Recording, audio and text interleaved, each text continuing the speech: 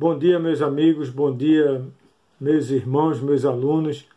Hoje nós vamos iniciar nossa 12ª aula sobre a cadeira de História da Igreja, tá certo? História da Igreja. Então, eu estou fazendo esse vídeo para que vocês tenham acesso logo em breve, porque através do Zoom estamos já com alguns problemas, né? Nós tivemos a semana passada.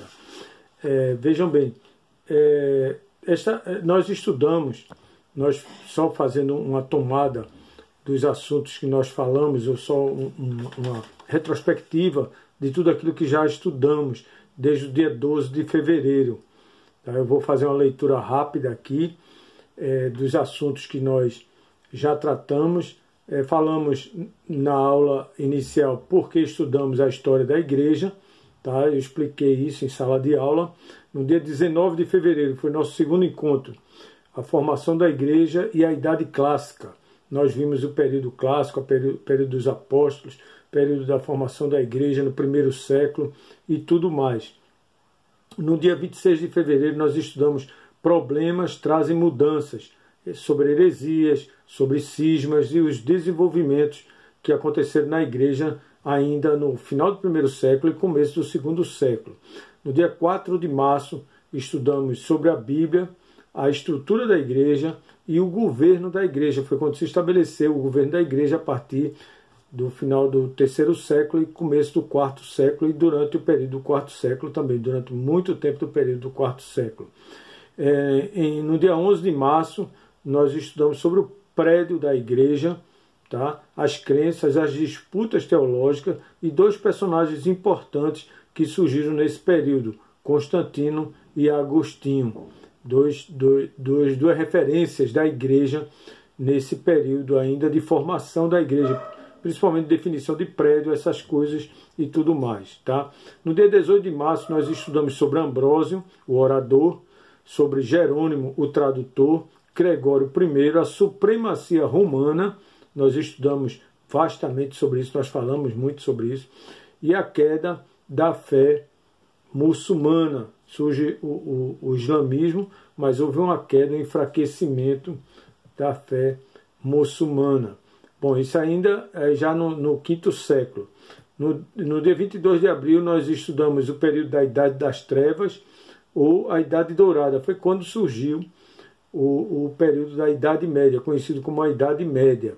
Tá? E nós estudamos sobre essa discussão que atravessou séculos e ainda atravessa muitas discussões sobre a questão se a Idade Média foi realmente uma idade dourada ou se foi somente Idade das Trevas. Nós vimos durante esse período do início da Idade Média as invasões bárbaras, atividades missionárias e nós estudamos um pouco sobre Agostinho da Cantuária e Bonifácio. Nós falamos sobre esses personagens referente a esse período. No dia 29 de abril nós falamos sobre Carlos Magno, conhecido como o fundador da Europa, tá? O Renascimento carolíngio, nós estudamos também. Nós falamos sobre ícones e imagens e os iconoclatas, aqueles que combatiam o surgimento de imagens nas igrejas. Foi justamente no início da Idade Média. Nós vimos também a grande discussão sobre cristãos genuínos e cristãos nominais. E também vimos o surgimento do monasticismo, aquelas pessoas que achavam que deveriam se isolar e que deveriam ter uma vida mais plena de comunhão com Deus, sem contato com o mundo, livre da contaminação do mundo. Bom, no dia 6 de maio nós estudamos as tensões entre o Oriente e o Ocidente, o período do ano já no 1054, tá? Já está num período bem avançado da Idade Média. O ponto de fervura desse relacionamento do Oriente com o Ocidente e do Ocidente com o Oriente. O Sacro Império Romano, o surgimento do Sacro Império Romano, a ideia de um império santo, de uma igreja santa, governante sobre tudo, principalmente sobre o Estado. E nós vimos essa polêmica, estudamos sobre essa polêmica da questão de igreja e Estado, Estado e igreja, a questão do imperador interferir na igreja, principalmente na eleição de cargos importantes da igreja, como bispos, papas e outras coisas mais. E também nós vimos a luta do Papa versus o império, né? Sobre a luta do Papa, querendo ter o domínio em suas mãos e até interferir no Estado, ao invés do Estado se interferir na Igreja. E daí nós vimos um período também conhecido como período das Cruzadas, que foi uma catástrofe para a Igreja, um marco negativo para a história da Igreja, foi o período das Cruzadas. Nós falamos sobre as Cruzadas, pelo menos em 10 Cruzadas nós falamos, e todas elas trazem sinais trágicos para a Igreja, principalmente uma imagem negativa para a Igreja.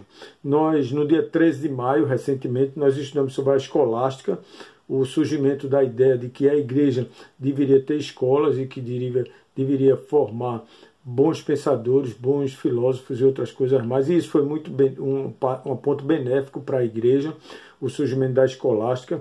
Nós vimos sobre Anselmo da Cantuária, um homem que investiu muito nessa questão da escolástica, na questão do estudo, do conhecimento, do esclarecimento dos fatos.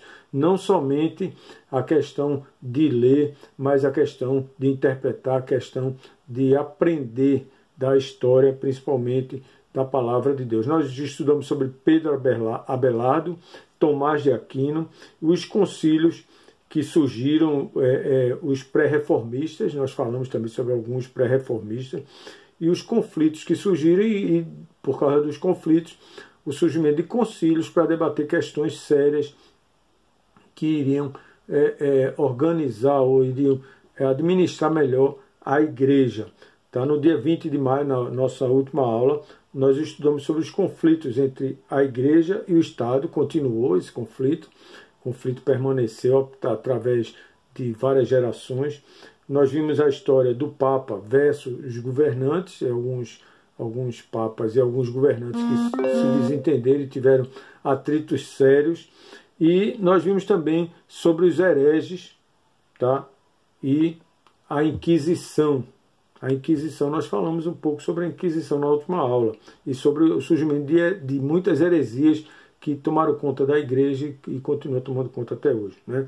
Nós falamos um pouco sobre o Papa Inocêncio III, um homem muito cruel, um homem muito áspero, muito duro nas suas decisões, inflexível, um homem que agiu contra as Escrituras Sagradas e todos aqueles que se levantavam contra o seu governo.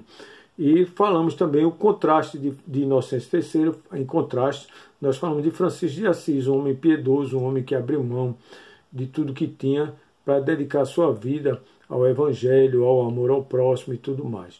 Então nós vimos tudo isso, nós vimos nesse período, nessa espécie de correria desse primeiro semestre. Nós estamos encerrando o primeiro semestre, na próxima semana teremos a última aula, o primeiro exercício já foi apresentado por alguns colegas, né? Eu passei o primeiro exercício, nós temos aqui 3, 6, 7 pessoas já entregaram o exercício, já tiveram nota, ainda faltam 1, 2, 3, 4, 5, 6. 6 ainda faltam entregar, não tenho posição ainda da primeira nota, já passei também o segundo exercício para que no início do próximo mês eu já tenho as 2 notas para apresentar no Instituto Bíblico do Norte, essas notas no IBN, na direção do IBN, para que vocês possam obter bom êxito nesse primeiro semestre, apesar da pandemia, apesar da ausência, apesar da distância. Nós vamos continuar e hoje nós falaremos sobre o final da Idade Média, o período do ano 1000 ao ano 1517. Houve alguns concílios nesse período e houve uma discussão muito séria sobre a questão da transubstanciação. A transubstanciação entre os séculos 17 e 18, no Palácio de Latrão, em Roma, houve 14 concílios ou sínodos, 14 concílios para discutir várias questões, principalmente sobre o andamento da Igreja. Apenas 5 desses 14, 5, são importantes até hoje, tem muita importância, é bom falar nisso. A história da Igreja tem que falar sobre os concílios, e pelo menos 5 concílios são marcantes para a história da Igreja. Em 1123, o primeiro concílio de Latrão acabou com a controvérsia da investidura. Então, acabou aquela controvérsia se as coisas devem ter investidura, como assim, um respeito como santidade, como considerar santo ou não aquilo que é santo e o que não é santo. Aquela questão de investidura do poder sobre líderes religiosos e outras coisas mais. Então, houve uma discussão muito séria e gerou um concílio, e nesse concílio foi resolvido esse problema.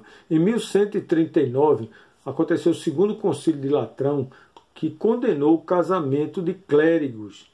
Observe que lá em 1139 foi quando surgiu a ideia, a determinação, e foi batido o martelo sobre a proibição de que líderes religiosos, padre, bispo, o que seja, não poderiam casar, e exigiu poderes seculares para detectar heresia. Além de ter essa questão de proibição do casamento, o celibato, que é conhecido como celibato, a igreja discutiu a questão de usar de meios seculares, ou ter direito a meios seculares, como aprisionamento e condenação, alguma coisa a mais, para identificar heresias e punir as heresias.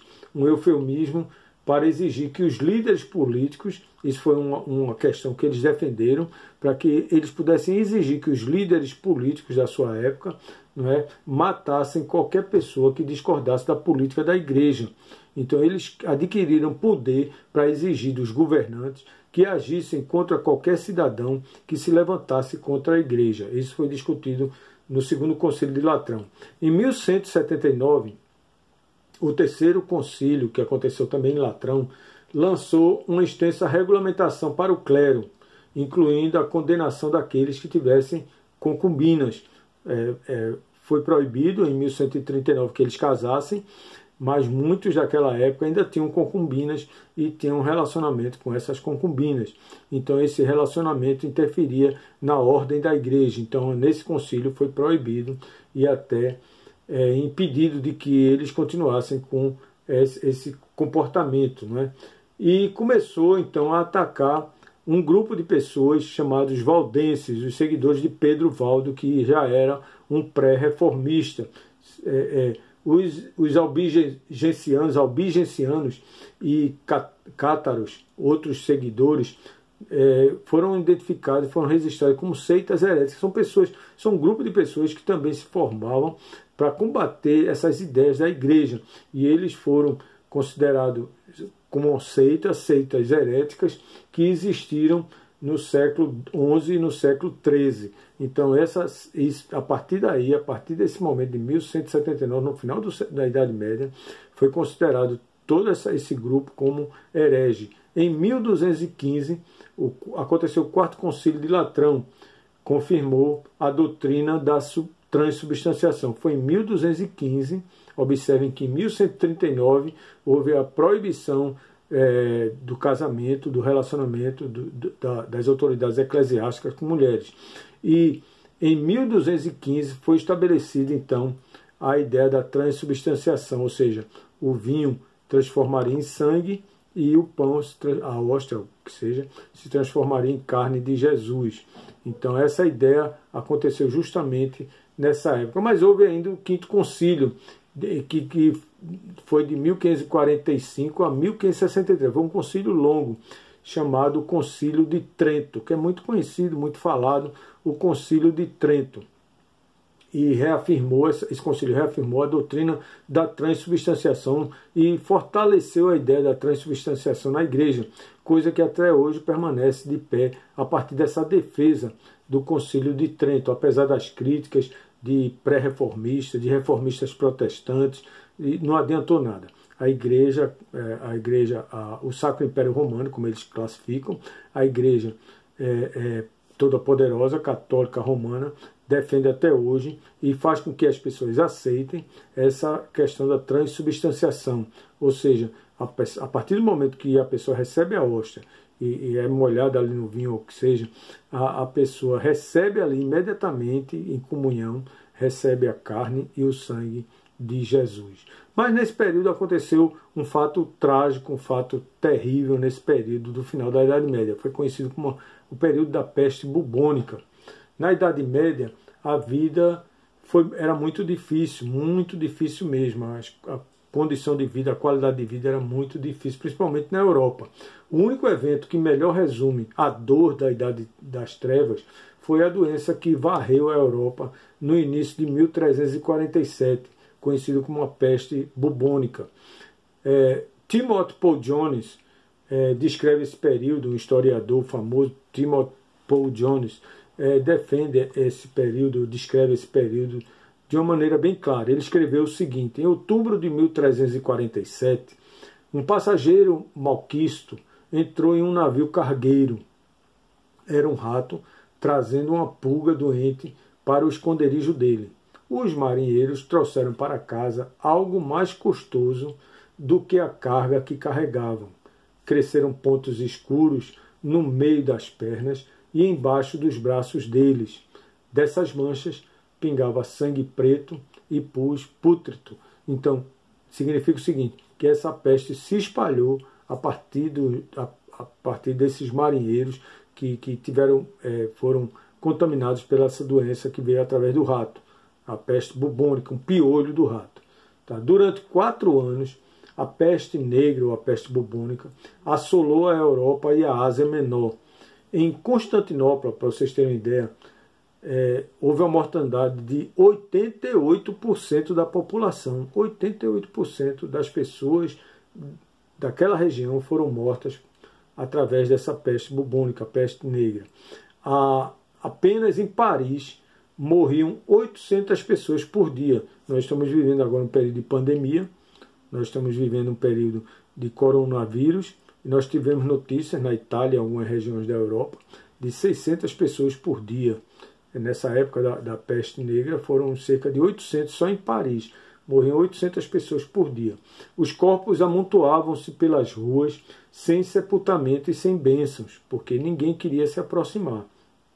Um homem então escreveu: sem dobrar os sinos ninguém chorava, qualquer que fosse a perda que sofressem, pois todos tinham como certo que morreriam. Chegou um ponto que todos acreditavam que todos iam morrer, que todos iam ser dizimados. Na época não se conhecia a verdadeira causa da doença. Isso se espalhou muito rápido porque a medicina não tinha evoluído tanto. E isso causou um problema sério e tanta morte. Tá certo? Uma pulga, e por isso as hordas moribundas atribuíam a culpa da peste ao fato, veja como são as coisas, a consciência humana, ao fato de o Papa estar vivendo em exílio.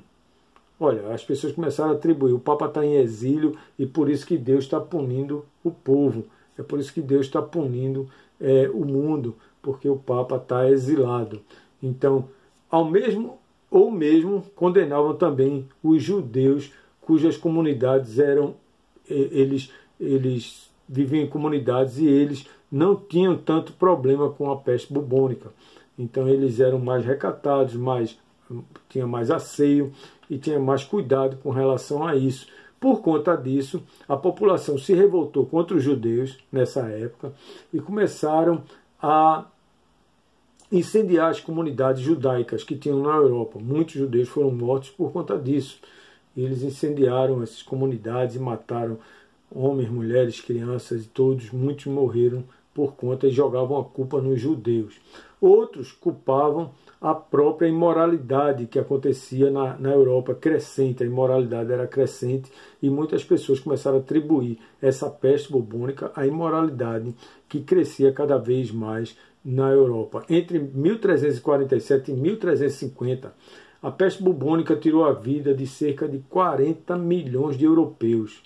40 milhões de europeus morreram nesse período de 1347 a 1350. Né? Então, é um período razoavelmente curto para tanta morte. A vida na Idade Média foi muito difícil, principalmente nesse período. Mas nós temos outras páginas também da Idade Média. Uma página interessante foi o Renascimento e a Reforma Protestante. É difícil classificar os movimentos e ainda mais difícil explicar como se iniciaram esses movimentos. Este é o caso do Renascimento. O Renascimento é um movimento que aconteceu na Europa durante os séculos XIV, XV e XVI. A palavra renascimento origina-se de uma palavra francesa que significa renascer. Entende-se que o termo surgiu na Itália no século XIV, por intermédio de escritos de vários bons escritores, artistas, pensadores, líderes políticos, como, por exemplo, Francisco Petrarca, homem pensador, homem inteligente, Boccaccio, que viveu do ano 1313 a 1375, Mirandola, um filósofo, um homem estudioso, um homem conhecedor das escrituras, também um homem, um artista, um pensador, sem falar no principal, Leonardo da Vinci, que é um homem que tinha mente além da sua época, estava além da sua época. Leonardo da Vinci, que viveu no período de 1452 a 1519 e até hoje ele é comentado, é reverenciado por suas ideias, por seu avanço em termos de boas ideias para o crescimento da sociedade, para o bem da sociedade. Também tinham personagens interessantes na área religiosa, como Marcílio Ficino, Michelangelo, também foi um grande artista que influenciou com as suas pinturas nas igrejas e tudo mais. Maquiavel era um filósofo que defendia a ideia de um Deus supremo. Rafael Sanzio, que era também um artista, que era um camarada famoso, se tornou famoso por seus trabalhos. O Renascimento trouxe essa mudança, esse crescimento para a Idade Média também. O Renascimento foi uma tentativa de fundir a antiga sabedoria grega com a fé cristã tradicional. No sul da Europa, principalmente na Itália, o Renascimento era essencialmente secular, não tinha nada a ver com a área religiosa, até levemente antirreligioso. O Renascimento no início era até antirreligioso, até parecia que estava combatendo a igreja, combatendo a religião. Embora muitos líderes renascentistas fossem cristãos, eles separavam a religião de seus estudos. Eles nunca gostavam de associar os estudos com religião, nem religião com estudos, porque eles achavam que a religião iria interferir nos estudos, iria interferir no crescimento da ideia, da filosofia e tudo mais. Entretanto, o norte da Europa teve uma forma diferente de renascimento. Isso foi no sul da Europa, no norte foi bem diferente. Um renascimento considerado mais cristão, mais voltado para a igreja, mais voltado para as coisas de Deus. Lá, as realizações renascentistas eram mais ligadas à fé cristã tradicional, aquela fé cristã que já vinha arraigada há muitos anos, muitos séculos na família. Por exemplo, os líderes renascentistas lá do norte, em uma tentativa de tornar a Bíblia mais compreensível, estudaram com afinco os escritos sagrados e principalmente os escritos dos pais da igreja primitiva. Isso trouxe um benefício muito grande para a igreja e fez com que fosse um passo largo para a reforma protestante, aquilo que se pensava a partir do entendimento das escrituras sagradas e dos escritos dos pais das igrejas, as pessoas teriam mais esclarecimento sobre a igreja, sobre a questão religiosa e tudo que se vivia e se falava naquela época. Em geral, referem-se a esses líderes como cristãos humanistas que pensavam no próximo, que tinham esse coração voltado para o próximo. E eles eram oriundos de diversos países, como Inglaterra, França e Alemanha. Também, embora não saibamos, o nome da maioria desses homens, desses pensadores humanistas, estes tiveram um impacto significativo na vida de outras pessoas. Porque a partir do início, do pontapé sobre essa intenção de conhecer as Escrituras, esclarecer as Escrituras, conhecer os escritos dos pais da igreja e fazer com que as pessoas tenham acesso a tudo isso, fez com que outras pessoas percebessem a necessidade de desenvolver tudo isso. Aí surgiu personagens interessantes, como John Colet, Faber Starpulensis, Jonas Rauschenberg, Thomas More, Rodolphe Agricola, Desidério Erasmo, homens pensadores, homens que tinham a mente voltada para o crescimento da igreja e fazer com que a igreja, que as pessoas tomassem conhecimento da palavra de Deus, tivesse mais esclarecimento, coisa que era contrário às ideias papais, às ideias dos líderes católicos romanos, do Sacro Império Romano, que eles falavam, para não fazer com que as pessoas tivessem esclarecimento Isso foi no norte da Itália, no sul já era diferente. Bom, então esse sentimento humanista foi, eu posso dizer assim, foi o pontapé para a ideia da reforma. Isso nós podemos considerar até um passo da pré-reforma. O cristão humanista que ficou conhecido junto com a reforma foi justamente Erasmo, o Desidério Erasmo, conhecido como Erasmo. Este cristão, ou estes cristãos que viveram há mais de 500 anos, tiveram um grande impacto nas nossas vidas até hoje nas nossas igrejas.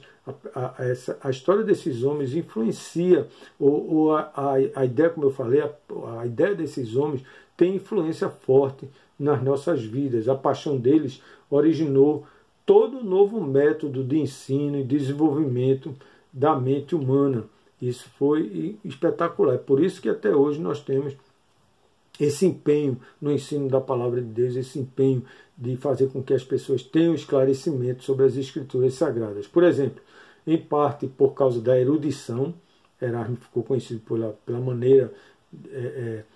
maneira de se expressar e de esclarecer as coisas, mas também a Bíblia traduzida, que ele conseguiu traduzir para a linguagem das pessoas comuns, ou na linguagem mais popular, na linguagem mais adequada para as pessoas. Lutero, ao compartilhar a Bíblia alemã, para vocês terem uma ideia, usou a cópia do texto grego de Erasmo. Erasmo já tinha feito isso, né? E isso foi um impacto grande naquela época. E Lutero bebeu disso e aproveitou a oportunidade.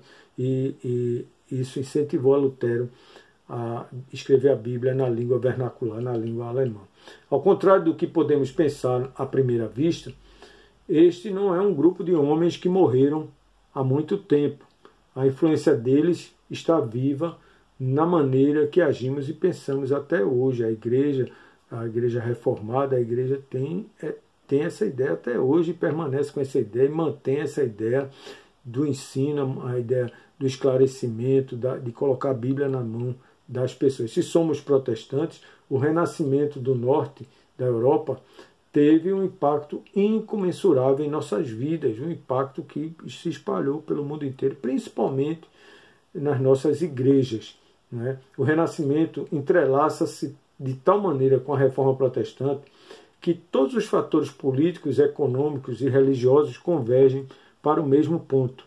O Renascimento pavimentou o caminho para a reforma, como eu falei desde o início. O Renascimento pavimentou o caminho para a reforma e fez com que esses homens despertassem o interesse de grandes pontos importantes para o crescimento da igreja, a evolução do Evangelho e fazer com que as pessoas conhecessem a palavra de Deus e que o Evangelho fosse pregado de forma clara, de forma que todos entendessem.